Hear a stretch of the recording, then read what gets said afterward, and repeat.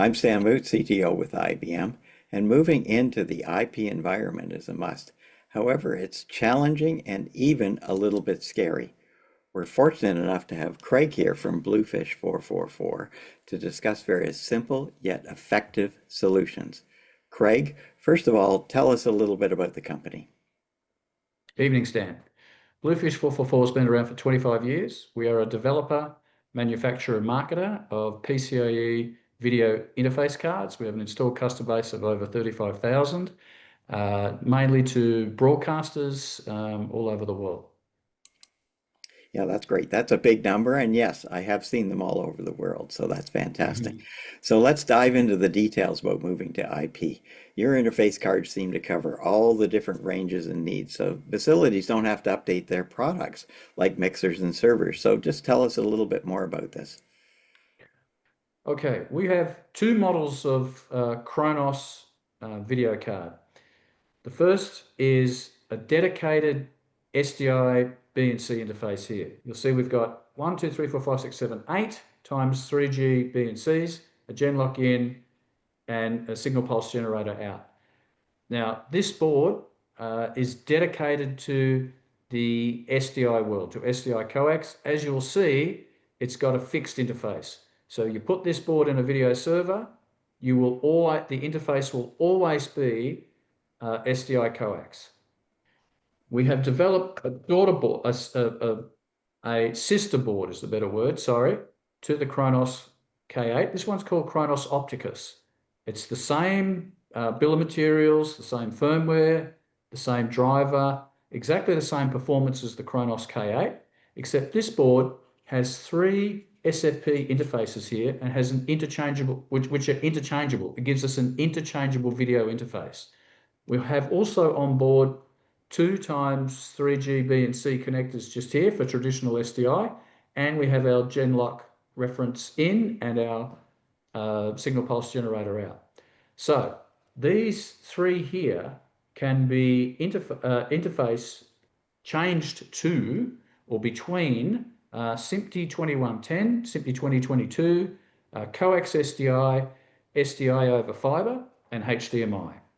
Now we have developed, this is available as a model, completely blank, for the customer to be able to pick and choose which interface they want to use. And you don't have to use all interfaces either. You can use 1, 2, or 3, completely flexible. But what we've done is we've created 2 SKUs, which I'll just hold up and show for you. First SKU is a dedicated coax SDI. It's a bit like the first board that I put up. But these 2, 4, 6 interfaces here, they can be interchanged at a later date. So this board gets deployed in a video server, and the video server has a future proof, if you like. It's being able to change this interface at a later date. So we developed coax SDI because there's still a lot of SDI in the world. We wanted to be able to say we want to be able to say to our customer base, okay, you can take this Kronos Opticus board here. It's called CX SDI. You can take that, you can put it in your video server, and you can work in your SDI. And then when you're ready, you can switch your interface to 2110 at a later date. Okay. We have also a SKU that is 2110 ready right now. So if the customer has a fiber network, a 10 gig fiber network, then this board will support 2, 4, 6 times 2110 streams up to 1080p 60, plus 2 SDIs with our Genlock down the bottom. So it's actually a hybrid SDI and 2110 board, which means that you can come in SDI if you like and monitor as 2110, or you can come in as 2110 and monitor as SDI. You can choose what you want to be able to do on that board.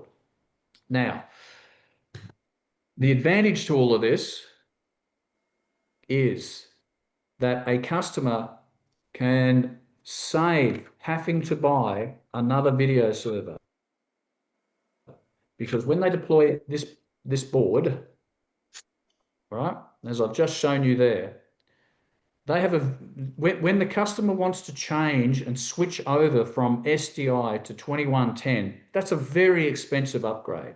That usually means, apart from the network and the routers and everything and all the monitoring, it usually means you've got to buy a new video server and a new video card, usually with a new software license. And that's going to be like at least 30 grand.